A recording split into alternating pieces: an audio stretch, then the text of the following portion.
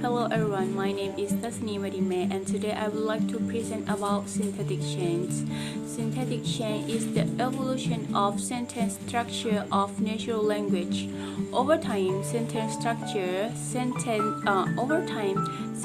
change is the greatest improvement of any language. The syntactic rule relating to the English negative construction underwent a number of changes from the Old English to the present. And negation element is it usually occurred before the auxiliary verb or verb. In modern English, negation is expressed adding not or do not. We may also express negation adding words like never or no. Modern English has construction rules that change from do not into don't, will not into won't, and so on. And another syntactic change in English affects the rule of comparative and superative. For the superative we add er, and superative we add est. In Mollary Tales of King Arthur, written in 1470, double comparative and double superative occur, which today are ungrammatically more gently, more lower, and most loyalist and most shameless. Lexical change is a change in the meaning or use of word, or a generational shift in preference for one word or phrase over another. So it divides to two: additional of words and borrowings. Additional of words is similar to the word information that we have learned before, and the meaning is the new language can enter by compounding with the old word from the old word, and in one word with have a new meaning. For example, the word modem, it's clipping by the word moderator and demodulator. And the second word is mimsy, is from the word flimsy and the word miserable. And smoke fog is from the word smoke and fog. And brilliant is the word that means for o'clock in the afternoon before we go to the dinner.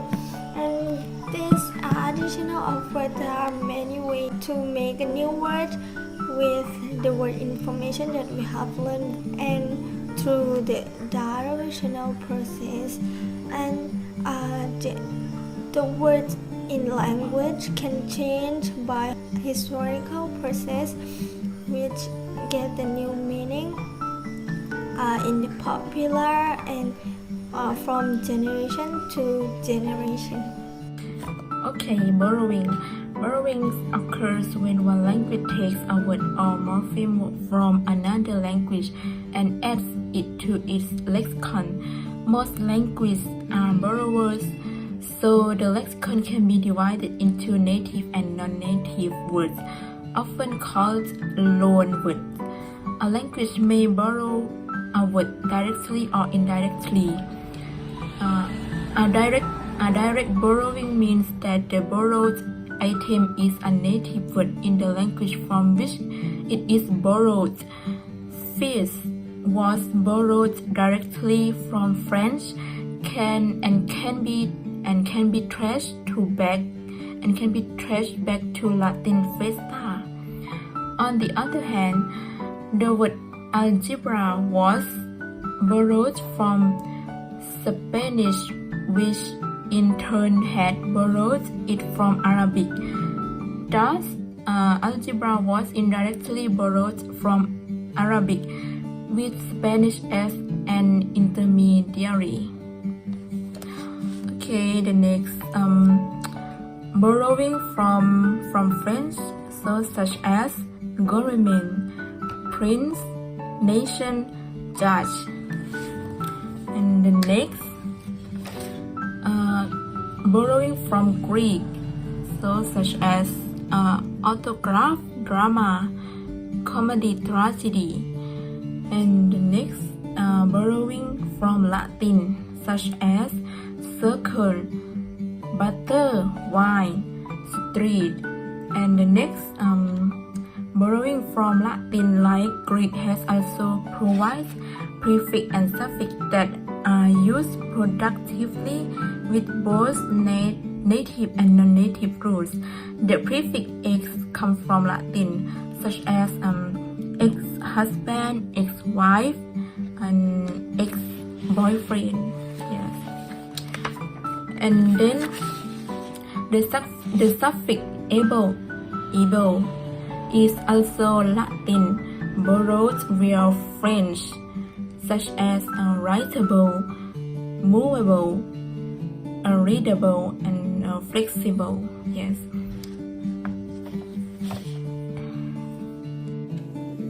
Okay, now let's talk about semantic change. Semantic change is a word's meaning changes independently of its form, and it divides to three: broadening, narrowing, and meaning shift. The first type of semantic change is broadening. Broadening is mean when a word becomes more inclusive than its earlier meaning. I will give you 3 examples of the broadening. The first example is the word business, which is originally mean the state of being busy or anxious, but when it was broadened to the meaning of all kind of works or occupation. The second example is the word holiday. At first, this word means a religious feast. Then it becomes to the name of a very general break from work or study. And the last example is a cupboard. The first meaning is table upon which cups or vessels were placed, and it was broadened to closets or cabin with shelves. For the next part, narrowing. Narrowing is a process by which a word of wide meaning acquires a narrow or specialized sense. In other words, a word which used to have a more general sense becomes restricted in its application and conveys a special concept in present-day English. Narrowing, specialization, restriction. For example, meat, original meaning food, and meaning after narrowing flesh of animals. Number 2, disease, original meaning discomfort, and meaning after narrowing illness. Number 3, wife, original meaning women, and meaning after narrowing married women. And narrowing of meaning for economy, some things are shortened and only one element of the original. Usually, an adjective is left to retain the meaning of the whole. Such adjective have thus taken on specialized meaning, such as a general equal a general officer, and editorial equals an editorial article. Some material nouns are used to refer to objects made of them and thus have a more specific sense, such as glass, a cup-like container, or a mirror. Iron, device for smoothing clothes. We can say that narrowing takes place when a word comes to refer to only part of the original meaning. The history of the word hunt in English neatly illustrates this process. The word was originally pronounced hunt in English, and it was the generic word for any kind of dog at all. this original meaning is retained. For example, in Germany, where the word Hund simply means dog or the centuries. However, the meaning of hunt in English has become restricted to just those dogs used to chase game in the hunt, such as beagles. Words may come to be associated with particular context, which is another type of narrowing. One example of this is the word indigenous, which when applied to a people means especially the inhabitant of the country which has been colonized, not original inhabitant more generally. A change in one of the meaning of a term is known as a meaning shift, and every word has multiple meanings. Connotation it might change throughout of time. Yeah, like the word gay. Before 1900, it's only mean carefree and having a happy time. But now it refers to someone who is homosexual. And the word awful originally means impressive. In contemporary usage, the word usually has negative meaning.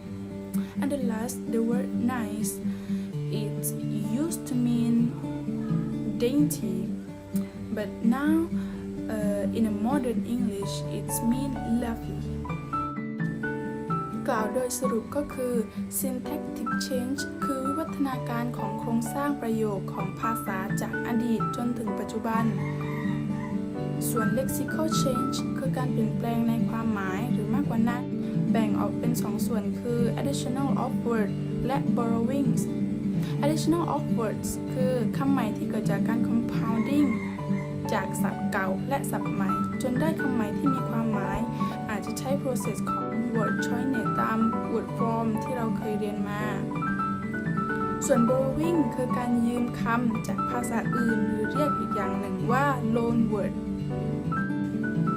Semantic Change คือการเปลี่ยนแปลงในความหมายของการให้คำทุกคำที่มีความหลากหลายของความรู้สึกและความหมายซึ่งสามารถเพิ่มลบหรือเปลี่ยนแปลงเมื่อเวลาผ่านไปซึ่งประกอบไปด้วย broadening narrowing และ meaning shift broadening คือคำที่มีความหมายครอบคลุมกว่าความหมายก่อนหน้านี้ส่วน narrowing คือการตีความหมายให้แคบลงเป็นกระบวนการที่คำที่มีความหมายกว้างได้มาซึ่งความรู้สึกที่แคบหรือเฉพาะเจาะจงกล่าวอีกในหนึ่งคือคำที่เคยมีความรู้สึกทั่วไปมากขึ้นถูกจำกัดในการประยุกต์ใช้และสื่อถึงแนวคิดพิเศษในภาษาอังกฤษยุคปัจจุบันและสุดท้าย meaning shift เป็นการเปลี่ยนแปลงของความหมายจากคำตามกาลเวลาที่เปลี่ยนไปจากอดีตจนสู่ปัจจุบัน